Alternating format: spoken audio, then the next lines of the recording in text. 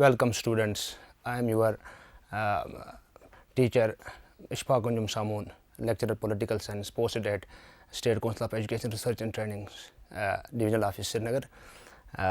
Today our topic is making of the Constitution of India. In this topic we will try to know about different aspects of the Constitution, when the Constitution was made, which institution was involved in making Indian Constitution, what are the main sources of Indian Constitution, from which constitution of the world, which things were included in it. Dear students, let's find out all these things in today's lecture. Let's get started. तो प्यारे बच्चों, हमारा जो topic है the making of Indian constitution, आईन हिंद को किस तरह बनाया गया, इसको कब बनाया गया और इसके सोर्सेज क्या क्या थे. तो हम देखते हैं आइडिया ऑफ कॉन्स्टिट्यूएंट असेंबली. तो थोड़ा हिस्ट्री की तरफ हमें जाना पड़ेगा. तो ये आइडिया जो था ये किसने दिया और कब दिया, क्योंकि हम जानते हैं जो पूरा इंडियन सब कॉन्टिनेंट था, इसमें हमारा पूरा इंडियन सब कॉन्टिनेंट में बांग्लादेश से लेकर मौजूदा पाकिस्तान तक इंडियन पूरी टेरिटरी जो थी ये ब्रिटिश ऑक्यूपेशन में थी. तो इसके ख़िलाफ़ स्ट्रगल चला.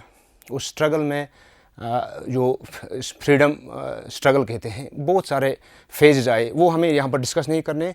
लेकिन उस दौरान में बहुत सारे ऐसे ये हुए कि जिसमें उस सोशल मूवमेंट के दौरान हमारे जो लीडर्स थे उन्होंने एक कोशिश की कि हम एक आइन मुरतब करेंगे ताकि आज़ादी हासिल करने के साथ ही वो हमारा लाही अमल बने, हमारा दस्तूर बने और मुल्क को चलाने में उसमें आसानी हो.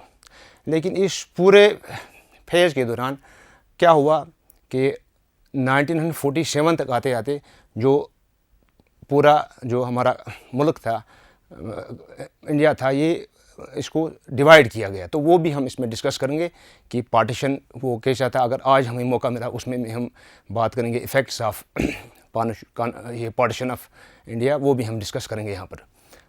तो आइडिया ऑफ कॉन्स्टिट्यूएंट असेंबली जो था 1928 में नेहरू रिपोर्ट पेश की गई.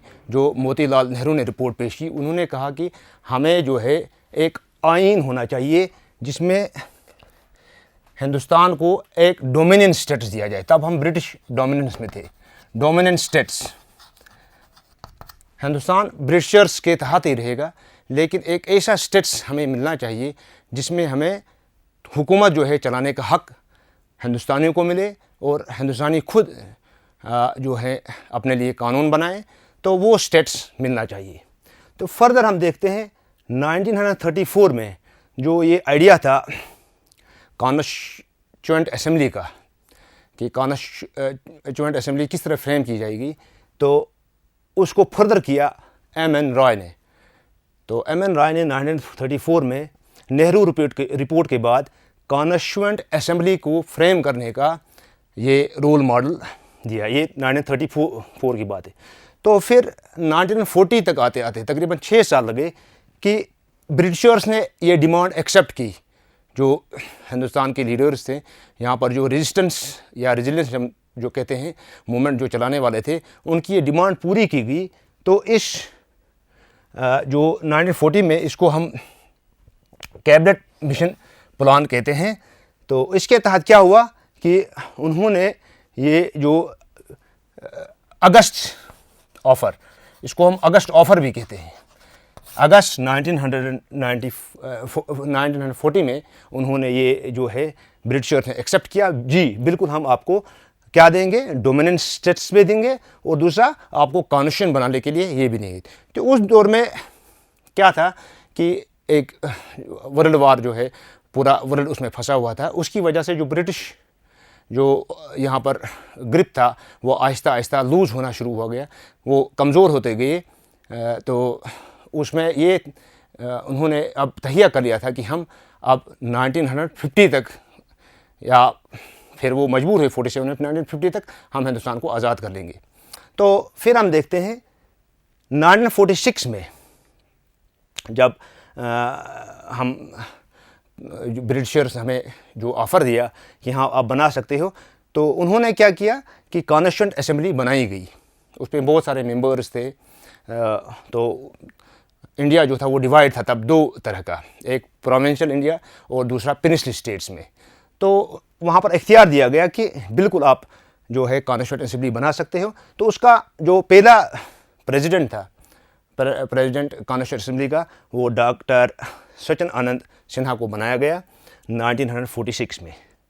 तो फिर हम देखते हैं 11 दिसंबर 1946 को डॉक्टर राजेंद्र प्रसाद जो है उसको नया सदर मुंतखब किया गया। प्रेसिडेंट जो सिन्हा थे उनकी जो कहा जाता है कि उनकी डेथ हो गई, उनके बाद रिप्लेस किया गया, डॉक्टर राजेंद्र प्रसाद को वहाँ पर नामजद किया गया as president of constituent assembly.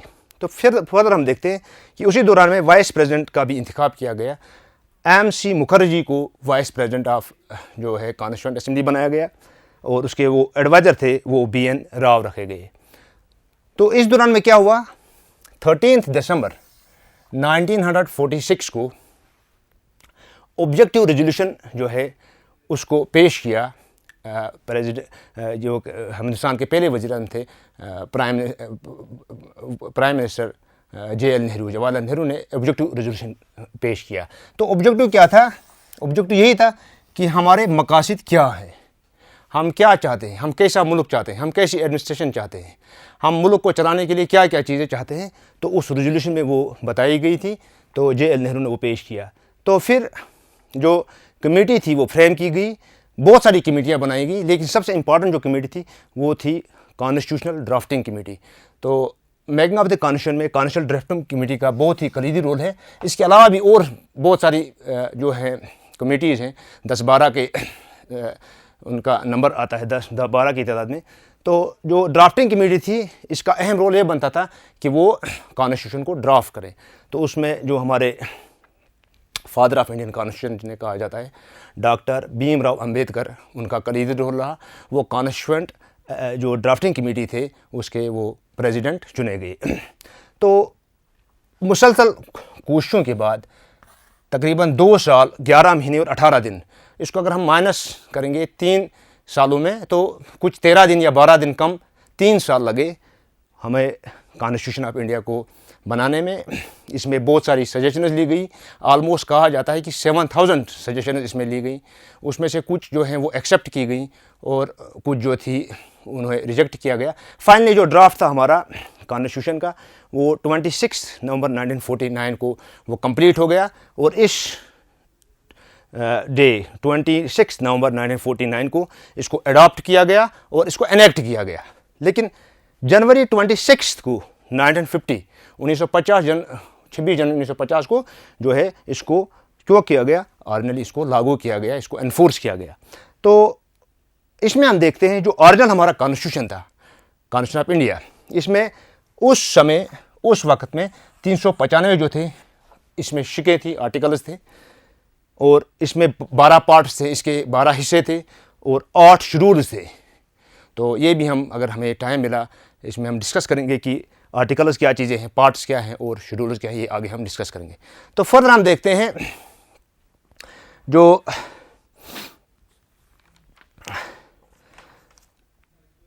Composition है, इसका जो दूसरा पहलू है composition of the constitution of India. तो इसमें यह है कि कंपोजिशन में क्या किया गया, इसमें इनडायरेक्ट इलेक्शन हुआ।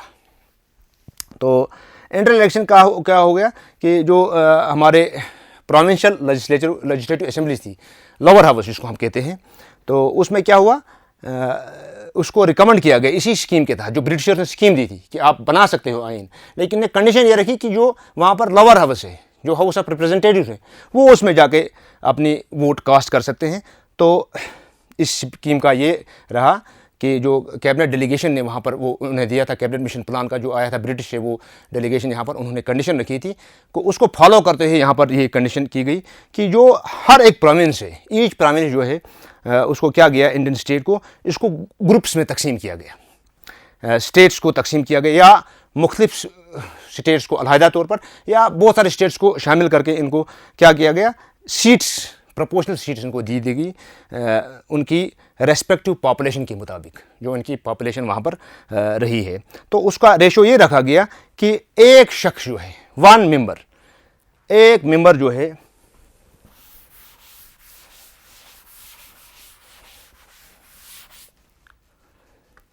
उसका रेशो ये रखा गया, 1 मेंबर वो रिप्रेजेंट करेगा 1 मिलियन पीपल को। तकरीबन ये 1 मिलियन जब हम देखते हैं 10 लाख बन जाता है। 10 लाख लोगों को एक जो मेंबर है वो रिप्रेजेंट करेगा। तो उसके हिसाब से इनको ये प्रोपोर्शनल रिप्रेजेंटेशन दी गई। तो इसके हिसाब से जो हमारे वहाँ पे प्रोविंस से जो इलेक्ट होकर आए मेंबर्स, वो 292 मेंबर्स थे कॉन्स्टिट्यूएंट असेंबली के लिए। There were 292 members from elected, जो इलेक्ट हुए कहाँ से, वो प्रोविंस से इलेक्ट हो गया ये। और 93 जो थी वो इलेक्ट सीट्स जो एलोकेट हो गई मैक्सिमम, वो स्टेट्स, इंडियन स्टेट्स के लिए हो गई। 93 इंडियन स्टेट्स के लिए, ये इंडियन स्टेट्स के लिए हो गई। और ये जो है ये 292 ये प्रोविंसेस के लिए। तो इसी दौरान एक ये चला, एक फेज ऐसा चला कि तहरीक चली यहाँ पर पार्टीशन की, जिसमें इंडिया जो है वो डिवाइड इनटू पाकिस्तान और इंडिया में हुआ।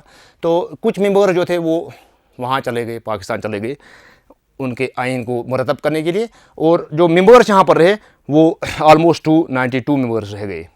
तो जो सीट्स थी इस कैबिनेट मिशन प्लान के तहत, उसमें क्या था कि डिस्ट्रीब्यूटेड जो सीट्स थी, seats in each province were distribute among the main communities. तो कम्युनिटीज़ कौन सी यहाँ पर थी, मुस्लिम्स थे यहाँ पर। हम देखते हैं यहाँ पर मुस्लिम्स थे, हिंदूज थे, सिख्स थे। तो इनके दरमियान जो ये सीट्स थी, ये इनको क्या किया गया, डिस्ट्रीब्यूट किया गया as per their population, proportional to their population. तो members of each community in the provincial legislative assembly elected their own representatives. उन्होंने अपने रिप्रेजेंटेटिव, अपने नुमाइंदे खुद चुने। तो खासकर यहाँ पर मुस्लिम्स और सिख्स, हिंदूज क्योंकि हम देखते हैं इनकी रिप्रेजेंटेशन पहले से थी, तो यहाँ पर 2 हम देखते हैं जो रिप्रेजेंटेशन थी इनको दी गई जनरल प्रोपोर्शन के मध्य मुकाबले। तो जो हम फर्दर देखते हैं, members of each community in the provincial legislative assembly elected their own representative by the method of proportional representation with single transferable vote. एक हक दिया गया उनको राय देने का कि वो अपने मेंबर्स को चुन सकते हैं। फिर हम फर्दर देखते हैं जो मेथड था इलेक्शन का, तो जो था वो था कि representatives of Indian states was to be distributed by determined by the constitution, sorry वो कॉन्स्टिट्यूशन जो है, आइन जो है वो फिर वो देखेगा। तो फर्दर हम देखते हैं working of constituent assembly. Constituent assembly ने किस तरह काम किया।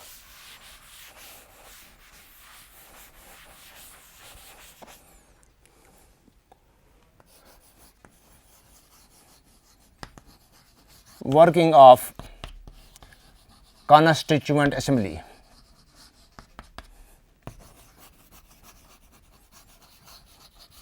तो कॉन्स्टिट्यूएंट असेंबली थी, उन्होंने किस तरह से काम किया।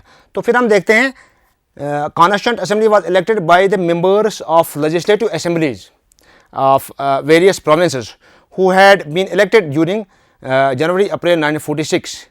द असेंबली इलेक्टेड, उन्होंने जो हमने पहले डिस्कस किया, डॉक्टर सचिन आनंद सिन्हा को उन्होंने प्रेसिडेंट मुरतब किया, और उसकी डिमाइस के बाद डॉक्टर राजेंद्र प्रसाद उसके जो है वो हेड बने, प्रेसिडेंट बने। तो कॉन्स्टिट्यूएंट असेंबली इसकी जो फर्स्ट मीटिंग हुई, सिटिंग हुई दिसंबर 1946 में, उसमें क्या किया गया, ऑब्जेक्टिव रेजोल्यूशन पास किया, जो हमने पहले डिस्कस किया।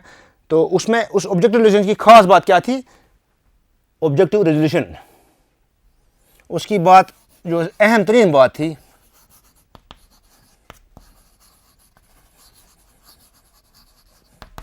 तो ए उसका ये है कि as a as sovereign and independent country wherein all powers and authority for all levels of government are to be derived from the people. तो sovereignty की बात की गई, sovereign authority और power, authority of power, तो इसमें लोगों को ये दिया गया। तो सोवरेन जो है पीपल ऑफ इंडिया वो सोवरेन रहना चाहते थे। इसमें हम देखते हैं उनको ये कहा गया कि पावर और अथॉरिटी जो है लोगों के पास रहेगी। तो कानून की बालादस्ती का एक रोल रखा गया कि जो भी है कानून सबसे बालातर है। तो न उसमें गरीब न उसमें अमीर का ये रखा गया, बल्कि कानून की बालादस्ती को कायम रखने की एक कहा गया। तो दूसरा पार्ट था जस्टिस। हम देखते हैं सोशल, इकोनॉमिक एंड पॉलिटिकल, जो फिर बाद में प्रीएम्बल में भी इंसर्ट की गई। जस्टिस में दूसरा पार्ट रखा गया, जस्टिस का पार्ट रखा गया सोशल, इकोनॉमिक एंड पॉलिटिकल। तो इंसाफ पर मबनी जो है वो मुल्क में ऐसा निज़ाम कायम करना जो इंसाफ पर मबनी हो, जिसमें इंसाफ हो और हुकूक की बराबरी हो, इक्वलिटी हो। और हम देखते हैं साथ ही कौन से इकोनॉमिक जो इक़्तिसादी हुकूक हैं, सियासी हुकूक हैं, पॉलिटिकल हुकूक, या हम देखते हैं मुख्तलिफ जो हमारे हुकूक हैं उनको वहाँ पर उनके लिए काम किया गया। उनके लिए ये रेजोल्यूशन, ऑब्जेक्टिव रेजोल्यूशन में मकासद में ये बयान किया गया कि ऐसा होना चाहिए हमारा निज़ाम।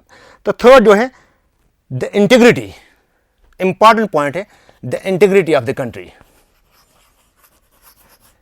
तो सालमियत की बात की गई कि मुल्क जो है वो जो है उसको मुत्तहिद रखा जाएगा और मुत्तहिद रखने की इसमें एक ये रखी गई। तो फर्दर हम देखते हैं जो उसका ये पार्ट है कि कॉन्स्टिट्यूशन को प्रमोट करने के लिए, क्या प्रमोट करने के लिए, वर्ल्ड पीस। कि कॉन्स्टिट्यूशन इसलिए बनाया गया जो क्या करे, ऐसा आइन होना चाहिए, ऐसा कॉन्स्टिट्यूशन होना चाहिए जो वर्ल्ड पीस को, वर्ल्ड पीस की तरफ, अमन की तरफ और भाईचारे की तरफ काम करे, and brotherhood, world peace and brotherhood, जो बैन अक़वामी अमन और भाईचारे के लिए वो वहाँ पर काम करे। तो फर्दर हम देखते हैं तो 29 अगस्त 1947 को असेंबली जो है उनने अपना जो रेजोल्यूशन है वो क्या किया, उसको सेटअप किया और ड्राफ्टिंग कमेटी को प्रिपेयर किया। और फिर हम देखते हैं तो वहाँ पर मुख्तलिफ डिसीजन लेने के बाद कॉन्स्टिट्यूशन को वहाँ पर उसकी तरफ पहल की गई। तो और इसको बनाने में तकरीबन जो हमने अभी डिस्कस किया 2 साल 11 महीने और 18 दिन लगे। तो फाइनली कॉन्स्टिट्यूशन ड्राफ्ट जो है वो कंप्लीट हो गया, उसमें तैयार हो गया। कब? फरवरी 1948। तो उसमें फिर क्या किया, 8 मंथ्स और इसको रीड किया गया और ड्राफ्ट जो है कॉन्स्टिट्यूशन वो 1948 से नवंबर 1949 तक, फ्राम नवंबर 1948 तो नवंबर 1949 तक इसको फिर डिस्कस किया गया और अगेन इसको इसमें मुख्तलिफ कमेटीज़ पर गौर किया गया और कॉन्स्टिट्यूशन असेंबली की जो मुख्तलिफ करारदादें थी उनको नए सिरे से देखा गया। फिर फाइनली जो है कॉन्स्टिट्यूशन जो है वो तैयार होकर आया 26 नवंबर 1949 को, जिसको लागू किया गया बाद में 26 जनवरी 1950 को। तो फिर हम देखते हैं sources of Indian constitution. Sources क्या है, जो हमारा मेन यहाँ पर ये है कॉन्स्टिट्यूशन के सोर्सेज क्या है, कहाँ से हमने इसको लिया है। तो मेनली इसके 11 सोर्सेज हैं, 11 सोर्सेज जो हैं वो डिस्कस करेंगे हम यहाँ पर।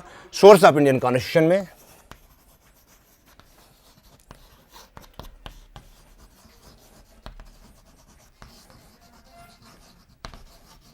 सोर्सेज ऑफ इंडियन तो कॉन्स्टिट्यूशन, ये देखते हैं कि इसमें कौन कौन से ममालिक हैं जहाँ से ये लिए गई, कौन कौन सी चीज़ें ली गई, जो हमने पहले ही डिस्कस किया।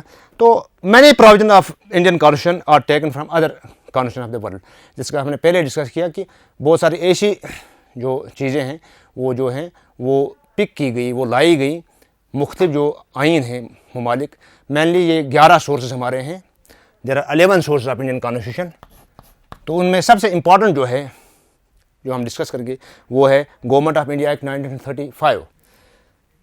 गवर्नमेंट ऑफ, तो पहला जो है वो है गवर्नमेंट ऑफ इंडिया एक्ट 1935 में, तो इसको मिनी कॉन्स्टिट्यूशन भी कहा जाता है। बहुत सारी ऐसी चीज़ें हैं जो आज के कॉन्स्टिट्यूशन में भी शामिल हैं, वो इसी से ली गई हैं, गवर्नमेंट ऑफ इंडिया एक्ट 1935 में। तो इसमें अगर हमें टाइम मिला, ये हम अलहदा से भी डिस्कस करेंगे।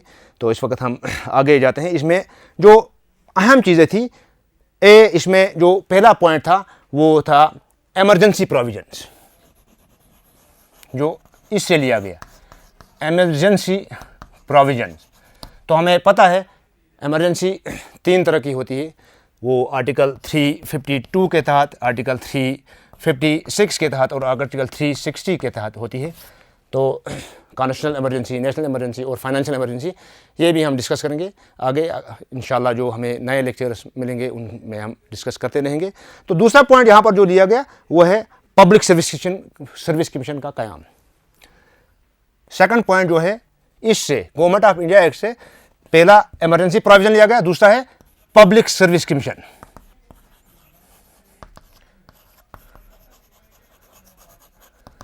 मुख्तलिफ जो भी मुल्क में, रियासतों में जो भी मतलब गैजेटेड जॉब्स होते हैं, गैजेट रिलेटेड जॉब्स होते हैं, IAS related, IFS related, lecturership, MBBS या मुख्तलिफ महकमेजात में जो भी ये हुए, उनका जो प्रोविज़न है, उनको सिलेक्शन का जो प्रोसीजर है, वो भी इसी गवर्नमेंट ऑफ इंडिया एक्ट 1935 से लिया गया है। Number 1 emergency provision, number 2 public service का क़याम, जो ये वहाँ पर कायम किया गया ये इदारा। और तीसरा पॉइंट जो है system of judiciary, judicial system यहाँ से लिया गया। थर्ड पॉइंट जो है सिस्टम ऑफ जुडिशरी, इसमें से लिया गया, सिस्टम ऑफ जुडिशरी लिया गया। तो जुडिशल हमारा निज़ाम जो है, अदलिया, अदालती निज़ाम, अदलिया का निज़ाम, इसमें 3 अहम ये हैं। सुप्रीम कोर्ट जो है ये एपेक्स लेवल पे आता है, फिर स्टेट हाई कोर्ट्स आते हैं, और फिर हम देखते हैं सबऑर्डिनेट कोर्ट्स जो स्टेट्स के साथ मुंसलिक होते हैं। तो इनका जो ये है सेटअप, वो भी इसमें गवर्नमेंट ऑफ इंडिया एक्ट में दिया गया। ये सबसे अहम हमारा सोर्स है making of the Indian constitution, जहाँ से ये चीज़ें ली गई। तो दूसरा अहम जो हमारा सोर्स है वो है constitution of United states of America, US constitution. Second source हमारा है constitution of United states of America. तो यूनाइटेड स्टेट्स ऑफ अमेरिका से बहुत सारी ऐसी चीज़ें ली गई जो हमारे आइन में शामिल हैं और जो हमारे मुल्क को आज भी रेगुलेट करती हैं। तो उनमें से अहम जो है, नंबर 1 फंडामेंटल राइट्स,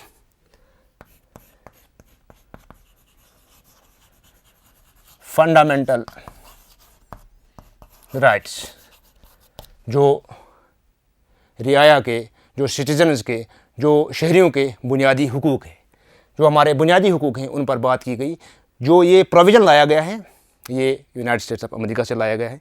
दूसरा जो है जुडिशल रिव्यू, दूसरा पॉइंट इसमें से यहाँ पर लाया गया है जुडिशल रिव्यू। जुडिशल रिव्यू में अहम पॉइंट ये है कि अगर पार्लियामेंट, कोई सबसे बड़ा जो इदारा है कानून को बनाने का, वो लेजिस्लेचर है, पार्लियामेंट में बनता है। लेकिन अगर पार्लियामेंट में ऐसे कानून बनाए जाए जो वक्त के साथ लोगों के जो ये है उनके मुताबिक नहीं होंगे, तो वहाँ पर जुडिशरी उसका फैसला देती है। उन कानून को या तो वो लोगों के इसके मुताबिक लाते हैं जो उनके वहाँ पर ज़रूरियात हैं, या तो फिर उनको जुडिशरी का ऐसा भी इख्तियार है, उनको नल एंड वाइड करार देती है। ये प्रोविज़न हमने यूनाइटेड स्टेट्स ऑफ अमेरिका से लाया है। फिर हम देखते हैं तीसरा अहम पॉइंट हमने लाया यहाँ से, वो है इम्पीचमेंट, इम्पीचमेंट प्रोसीजर, बेदखली का, किसका, प्रेसिडेंट का। सुप्रीम कोर्ट जो जजेस हैं तो उनको इम्पीच, बेदखल करने का। अगर वो कानून के मुताबिक काम नहीं करते हैं, आइन के मुताबिक काम नहीं करते हैं, तो उनको बेदखल करने का इख्तियार कानून के पास है। क्योंकि पहले ही हमने डिस्कस किया कि यहाँ पर जो ऑब्जेक्टिव रेजोल्यूशन है उसमें ये पहल की गई थी कि ऐसा हम आइन लाएंगे, ऐसा कानून लाएंगे जिसमें तमाम को लोगों को, चाहे वो गरीब हो, चाहे वो अमीर हो, चाहे वो कोई आला ऑफिसर हो, चाहे वो वर्कर हो, उनके लिए मसावी हुकूक लाएँ। तो मसावी कानून हो हर एक के लिए। तो यहाँ पर ये प्रोविज़न जो है तो उससे मुताबिकत खाता है। तो इम्पीचमेंट प्रोविज़न हमने यूनाइटेड स्टेट्स ऑफ अमेरिका से लाया है। और दूसरा पॉइंट जो है प्रीएम्बल, प्रियम्बल भी हमने जो है to the constitution of India, जो बाद में 78 में जाकर हमने इंसर्ट किया इसमें, वो बाद में हम डिस्कस करेंगे नेक्स्ट लेक्चर्स में। तो प्रियम्बल जो है ये प्रोविज़न भी, प्रेवन का concept United states of America से लाया हमने। और फोर्थ और इम्पॉर्टेंट पॉइंट जो है वो है इंडिपेंडेंट जुडिशरी। इंडिपेंडेंस जुडिशरी, आज़ाद अदलिया का जो क़याम है, वो भी मेनली जो प्रोविज़न है हमने ये सोर्स हमारा यूनाइटेड स्टेट्स ऑफ अमेरिका से है। और फर्दर हम देखते हैं नेक्स्ट जो हमारा सोर्स है वो है ब्रिटिश कॉन्स्टिट्यूशन। थर्ड हमारा जो है that is British constitution. Third is British constitution या यूके कॉन्स्टिट्यूशन। तो यहाँ से हमने क्या क्या चीज़ें लाई हैं ब्रिटिश से, ये भी एक सोर्स है हमारा। इसमें हमने रिट्स, मुख्तलिफ रिट्स लाई हैं। तो आपने बच्चों अगर क्लासेस ली हैं तो आपको पता होगा कि बहुत सारी ऐसी रिट्स हैं, रिट ऑफ मैंडम्स है, writ of quo warranto, writ of certiorari, writ of habeas corpus. तो ऐसी रिट्स हैं, इनका जो हमने ये लिया है ब्रिटिश कॉन्स्टिट्यूशन से लिया है। तो ये भी हम आगे डिस्कस करेंगे नए जो टॉपिक्स हैं।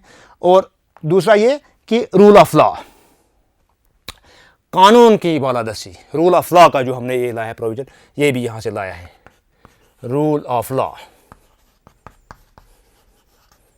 रूल ऑफ लॉ, कानून की बालादस्ती जो हमने जो प्रोविज़न है ये भी यहाँ से लाया है कि किस तरह से हम मुल्क को चलाने के लिए मुख्तलिफ कवानीन बनाएं। और उन कवानीन के ऊपर कोई नहीं है, बल्कि मुल्क में न रियासत ये है या न कोई शख्स ज़ाती तौर पर आला है, बल्कि मुल्क में जो है वो आइन है सबसे जो आला है। तो आइन के मुताबिक फैसले दिए जाएंगे, चाहे वो किसी भी इस मसले के रिलेटेड हो। तो ये प्रोविज़न हमने वहाँ से लाया है। अनदर जो हमारा सोर्स है वो है आयरिश कॉन्स्टिट्यूशन, आयरलैंड का कॉन्स्टिट्यूशन।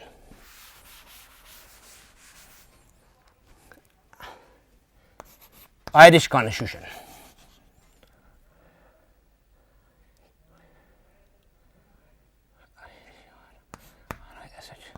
Irish constitution. तो आयरिश कॉन्स्टिट्यूशन से हम जो है directive principles of state policy, directive principle of state policy का जो हमने ये है वो वहाँ से लाया है। Directive principles of state policy. तो directive principle of state policy का जो हमने ये लिया है प्रोविज़न लिया है, ये कहाँ से लिया है हमने? आयरिश कॉन्स्टिट्यूशन से। तो इसके मुताबिक क्या है कि हमें कुछ डायरेक्टिव मिले हैं, गाइडलाइंस मिली हैं, जिनको मद्देनज़र रखकर हम मुख्तलिफ महकमों को, मुख्तलिफ इदारों को चलाते हैं और मुल्क को चलाते हैं। और दूसरा हमने यहाँ से प्रोसीजर फॉर प्रेसिडेंट्स इलेक्शन लाया है। प्रोसीजर फॉर प्रेसिडेंट्स इलेक्शन, जो हम देखते हैं प्रेसिडेंट का इलेक्शन जो है वो डायरेक्ट नहीं होता है, बल्कि इनडायरेक्टली होता है। इलेक्टोरल कॉलेज करता है, जो रिप्रेजेंटेटिव्स हम चुन के भेजते हैं इंडायरेक्ट इलेक्शन के जरिए, तो वो वहाँ पर जाकर इलेक्टोरल कॉलेज में मेंबर्स बन जाते हैं, फिर वो जाके प्रेसिडेंट को चुनते हैं। तो ये प्रोविज़न जो है ये आयरलैंड से हमने लाया है। और साथ ही हमने मेंबर जो है राज्यसभा के, उनके लिए जो प्रोसीजर है उनको नॉमिनेट करने का, मेंबर्स ऑफ राज्यसभा, तो ये प्रोसीजर भी हमने आयरलैंड से लाया है। तो नेक्स्ट हमारा जो है that is German constitution. German constitution, तो जर्मन कॉन्स्टिट्यूशन से हमने क्या लाया है? इमरजेंसी प्रोविजंस, मुख्तलिफ इमरजेंसी प्रोविजंस हमने यहाँ से लाए हैं। इमरजेंसी प्रोविजंस, तो ये हमने जर्मनी से लाए हैं। तो इमरजेंसी के दौरान जो सस्पेंशन ऑफ फंडामेंटल राइट्स होते हैं, हमारे बुनियादी हुकूक जो हैं उनको क्या किया जाता है? सस्पेंड किया जाता है, मुलतवी किया जाता है, तहवील में रखा जाता है। Suspension of fundamental rights. तो इमरजेंसी के दौरान जो भी हमारे बुनियादी हुकूक जो होते हैं वहाँ पर उसकी गारंटी नहीं दी जाती है, वो सस्पेंड किए जाते हैं। तो ये प्रोविज़न जो है हमने जर्मनी से वहाँ से लाया। अनदर हमारा जो सोर्स है that is south African constitution, next है साउथ अफ्रीकन कॉन्स्टिट्यूशन। तो यहाँ से भी हमने कुछ चीज़ें लाई हैं। तो इसमें से सबसे जो इम्पॉर्टेंट जो है वो है अमेंडमेंट प्रोसीजर। तरमीम जो आइन में की जाती है वो, ये भी आगे डिस्कस करेंगे हमने कितनी तरमीम आज तक हुई हैं। तो अमेंडमेंट जो प्रोसीजर है ये साउथ अफ्रीकन कॉन्स्टिट्यूशन लाया गया है। और नेक्स्ट पॉइंट इसमें है, हम देखते हैं that is Rajya Sabha procedure for Rajya Sabha जो elections, procedure for Rajya Sabha elections. तो ये जो पॉइंट है ये भी हमने जो है इसका मेन सोर्स जो है वो साउथ अफ्रीकन कॉन्स्टिट्यूशन है। तो फर्दर हम देखते हैं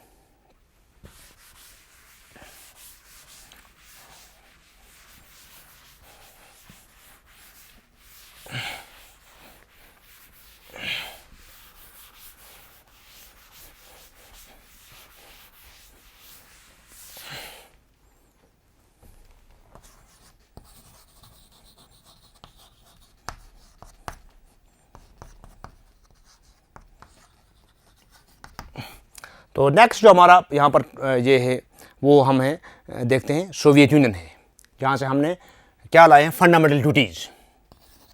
सोवियत यूनियन से क्या लाया है हमने, ये भी मेन सोर्स है हमारा आइन को बनाने का, फंडामेंटल ड्यूटीज़।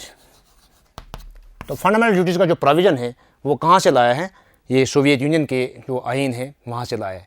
कि साथ ही हम क्या करते हैं, अगर हम कुछ हुकूक जो हमें मिलते हैं, चाहे बुनियादी हुकूक के ज़रिए या बहुत सारे ऐसे हुकूक हमें मिलते हैं मुल्क में जो हम एंजॉय करते हैं, जिनको लेकर हम अपनी पर्सनालिटी ग्रो करते हैं, डेवलप करते हैं, लेकिन साथ साथ एज ए सिटीज़न एक शहरी पर, एक सिटीज़न पर कुछ फ़राइज़ भी हैं मुल्क के तई, रियासत के तई। तो वो जो प्रोविज़न है वो सोवियत यूनियन से लाया गया है।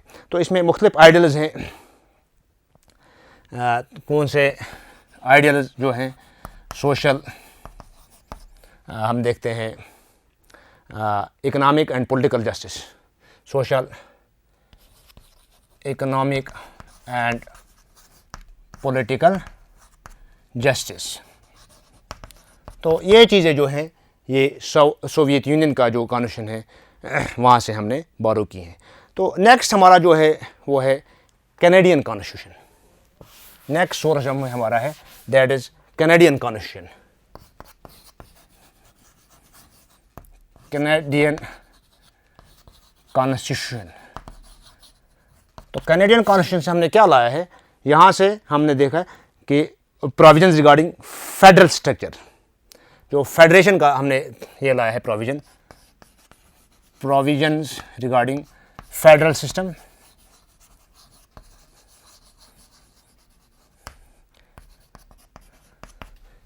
दूसरा पॉइंट हमने यहाँ से क्या लाया है,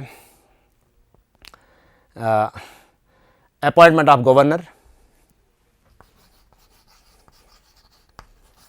अपॉइंटमेंट ऑफ गवर्नर।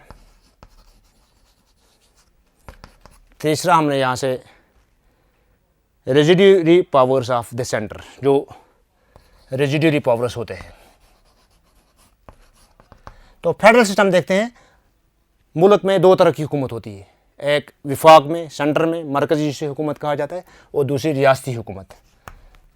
तो इनका जुडिशन अलहदा होता है, विफाकी हुकूमत का, मुल्क की हुकूमत का पूरे मुल्क पर होता है, और रियासती का कन्फाइन होता है अपनी रियासत तक। तो ये जो प्रोविज़न है वहाँ से लाया गया है। और दूसरा इसमें पॉइंट है अपॉइंटमेंट ऑफ गवर्नर। गवर्नर्स किस तरह से देखते हैं, उनको अपॉइंट किया जाएगा और उनको काम दिया जाएगा। तो ये प्रोविज़न भी जो है कैनेडियन कॉन्स्टिट्यूशन लाया गया है। और दूसरा है रेजिड्यूरी पावर्स। हम देखते हैं कि जो लिस्ट से तीन तरह की लिस्ट होती हैं, एक है स्टेट लिस्ट, दूसरा है यूनियन लिस्ट, और तीसरा है कनकरेंट लिस्ट। अगर इन तीनों में किसी मसले का हल हमें नहीं मिलता है तो सेंटर को इख्तियार है कि उस मसले के ऊपर को लेजिस्लेशन करे और लेजिस्लेशन के ज़रिए उसका हल ढूंढे। तो ये जो रिजिडिटी ये प्रोविज़न है ये हमने कैनेडियन कॉन्स्टिट्यूशन से लाया है। अनदर हमारा सोर्स जो है that is constitution of Australia, constitution of Australia है। Another source is constitution of Australia. Australia से हमने चीज़ें बारो की है, वो वहाँ से लाई हैं। तो ऑस्ट्रेलिया में से हमने क्या लाया है, कनकरेंट लिस्ट लाया है। Concurrent list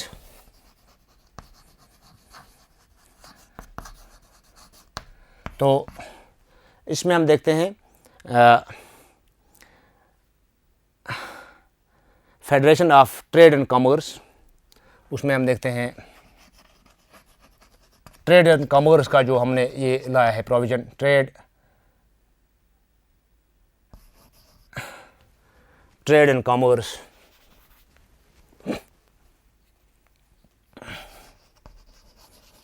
trade and commerce.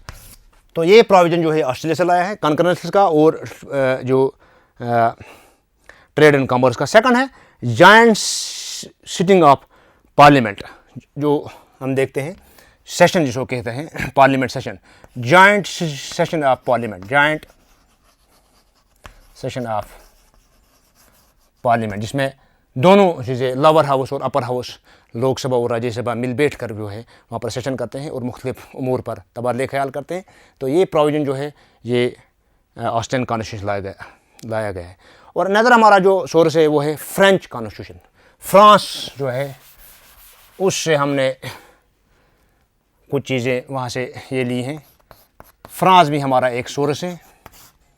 तो फ्रांस से हमने क्या लाया है, the ideals of liberty, equality, fraternity and Republic. The ideals of liberty, equality, fraternity and Republic, liberty, equality, fraternity and Republic. तो ये आइडियल जो है, लिबर्टी का कंसेप्ट, इक्वलिटी का कंसेप्ट, फ्रेटर्निटी का कंसेप्ट, जो बाद में प्रीएम्बल में शामिल की गई, इंसर्ट की गई ये चीज़ें प्रीएम्बल में भी मिलेंगी, जिसे सोल ऑफ द कॉन्स्टिट्यूशन कहा जाता है। तो लिबर्टी का जो ये है कंसेप्ट, ये आइडियल जो है, या इक्वलिटी का या फ्रेटर्निटी का, या हम देखते हैं रिपब्लिक का, ये फ्रेंच कॉन्स्टिट्यूशन से लिया गया है। ये चार अहम चीज़ें। और अनदर हमारा जो सोर्स है दैट इज़ जापानीज़ कॉन्स्टिट्यूशन। तो जापान से भी कुछ चीज़ें लाई गई हैं, इसमें सबसे अहम है जापानीज़ कॉन्स्टिट्यूशन। यहाँ से क्या लाए गए हैं, establishment, procedure for establishment of law, procedure for establishment of law, procedure for establishment of law, जो हम आर्टिकल 21 के तहत देखते हैं कि एस्टेब्लिशमेंट ऑफ लॉ, कानून की मुकम्मल जो है उसको एस्टेब्लिश करना, उसको लागू करना। तो ये प्रोसीजर जो है जापानीज़ कॉन्स्टिट्यूशन से लाया गया है। तो फिर हम देखते हैं जब आइन हमारा बना 26 नवंबर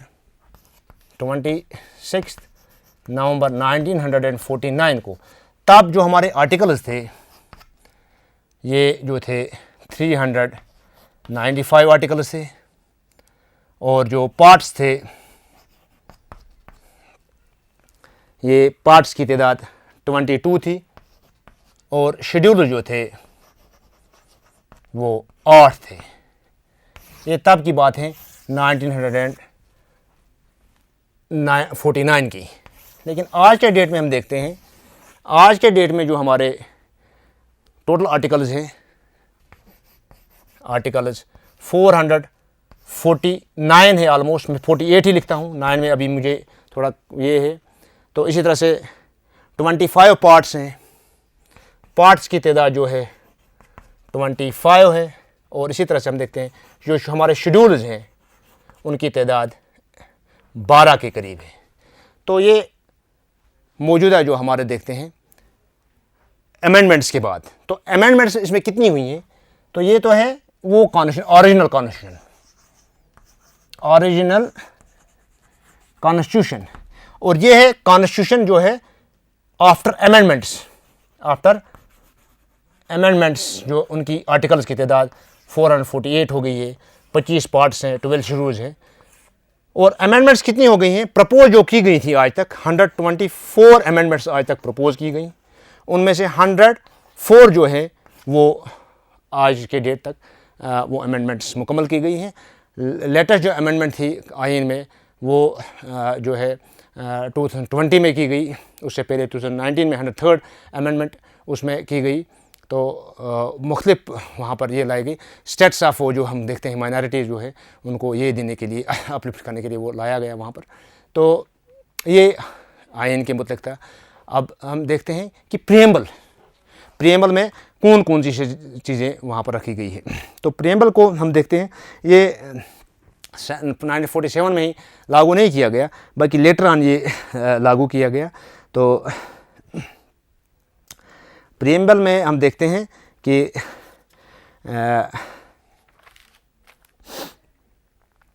42nd जो अमेंडमेंट हुई 1976 में, 42nd amendment act 1976,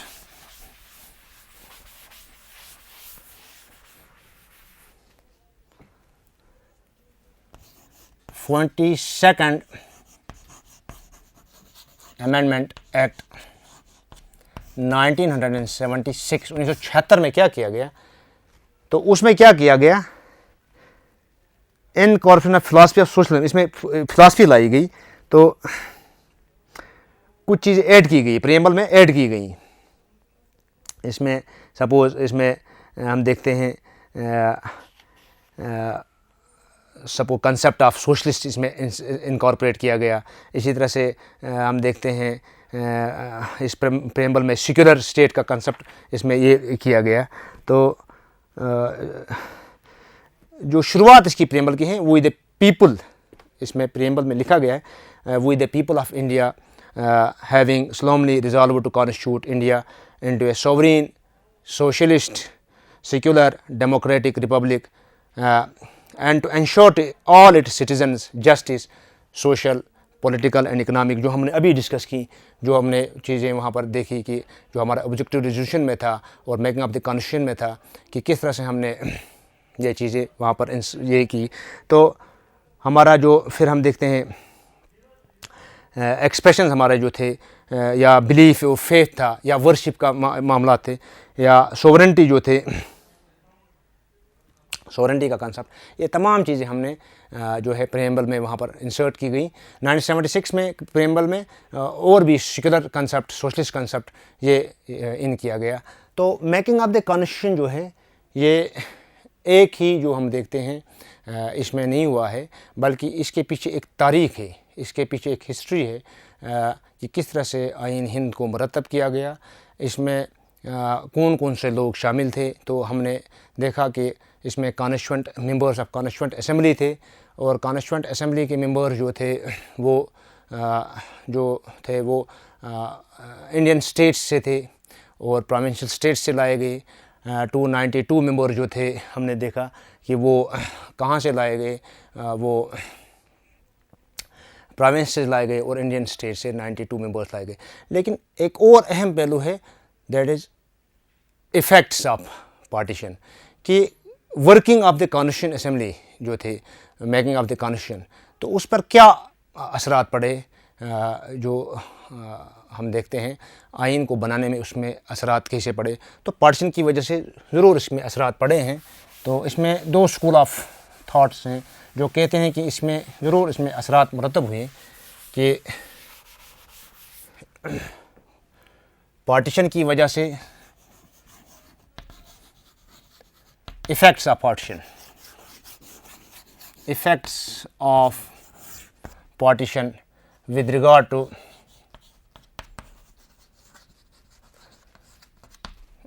making of constitution। तो कॉन्स्टिट्यूशन बनाने का जो ये था उसमें पार्टीशन के असरात बिल्कुल वाज़ेह हैं, क्योंकि हम जब देखेंगे कि कॉन्स्टिट्यूएंट असेंबली की जो मेंबर्स थे वो डिवाइड हो गए, डिवीज़न ऑफ मेंबर्स। पहला ये हो गया division of members of constituent assembly of. बच्चों आपको पता होना चाहिए कि जब ये 1946 में ये किया गया वो यूनाइटेड इंडिया के लिए किया गया था, जिसमें मौजूदा पाकिस्तान भी है, आज का बांग्लादेश भी है।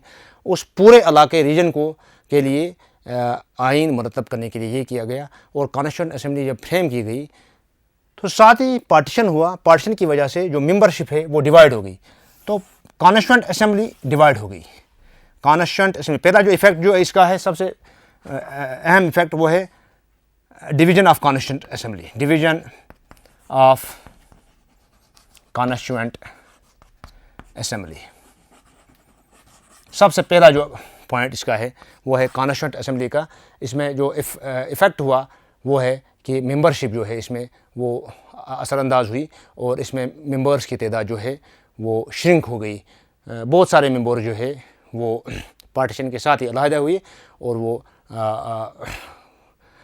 पाकिस्तान की तरफ चले गए, वहाँ पर अपना आइन मरतब करने के लिए। वो अलग बात है कि उन्होंने बाद में बहुत देर से आइन बनाया, तो लेकिन असरात इसके वजह हैं कि कॉन्स्टिट्यूएंट असेंबली की वर्किंग पर इसके असरात हुए।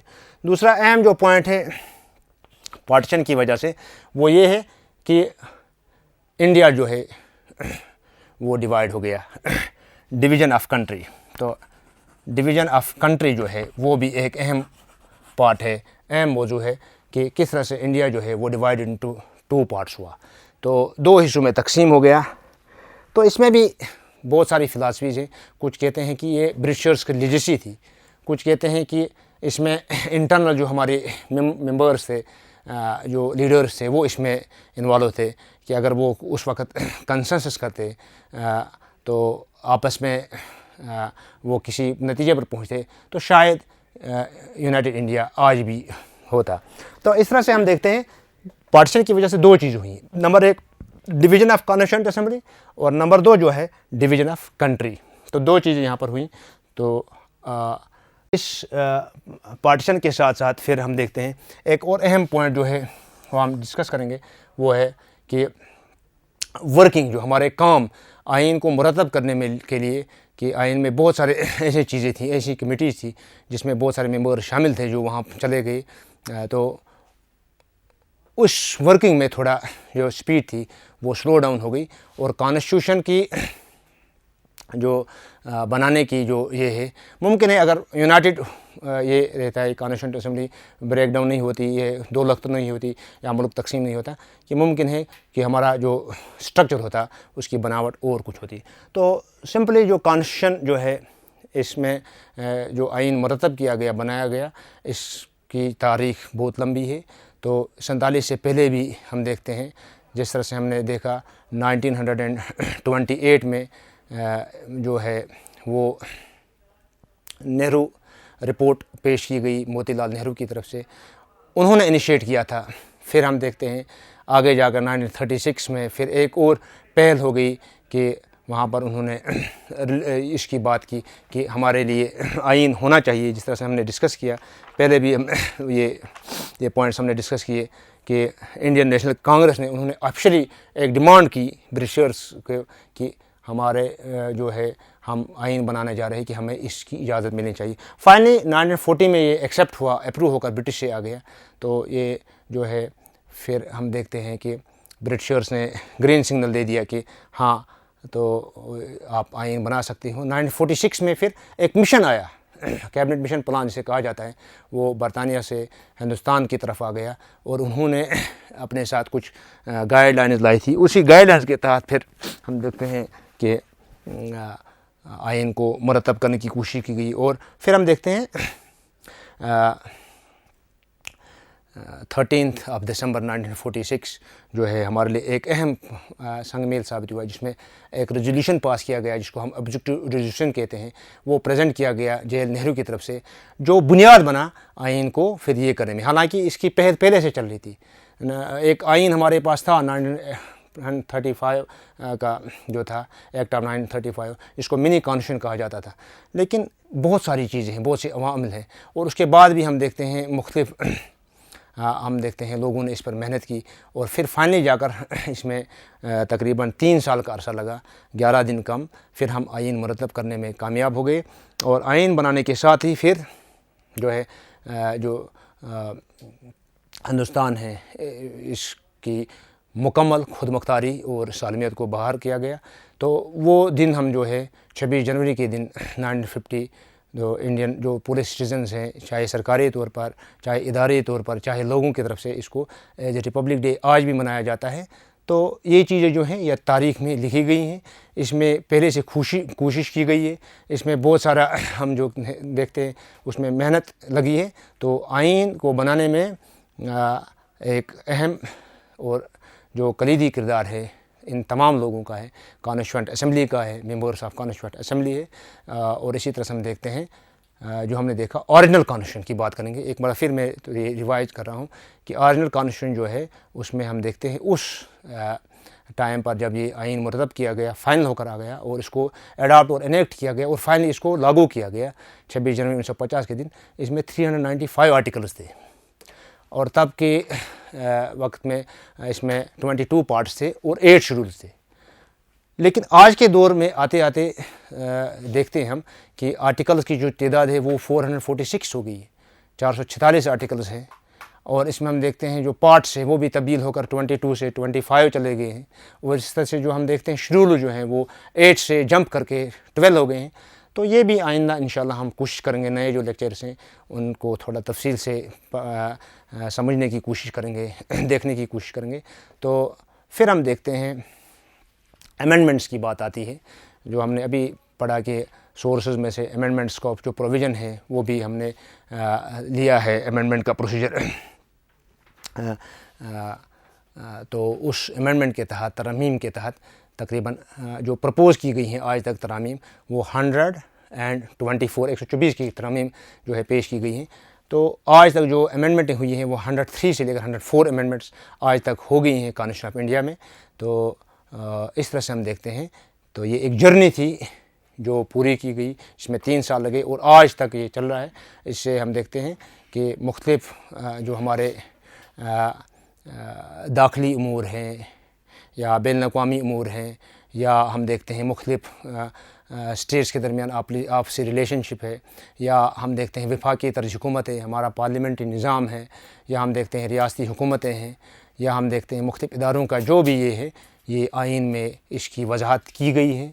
और हम देखते हैं हमारा जो स्ट्रक्चर है, बेसिक स्ट्रक्चर, इसको हम सोल ऑफ द कॉन्स्टिट्यूशन कहते हैं, प्रीएम्बल, तो उसमें इस चीज़ की वजाहत की गई है कि कौन कौन सी चीज़ें आज के आर्टिकल में है। तो आज तक जो ये आर्टिकल हमारा आइन जो है, इन जो शिकें इसमें रखी गई हैं, इनसे मुल्क को चलाने के लिए, मुल्क की बहबूदी के लिए, मुल्क के डेवलपमेंट के लिए इसमें वहाँ पर ये प्रोविज़न रखे गए हैं। और इन तमाम उमूर पर इंशाल्लाह आगे की भी बात होती रहेगी। तो विदा लेने से पहले मैं आपसे अपना ये ईमेल आईडी शेयर करना चाहूँगा। मेरा ईमेल आईडी जो है उस पर आप रब्ता कर सकते हैं। तो ये है samoon@gmail.com।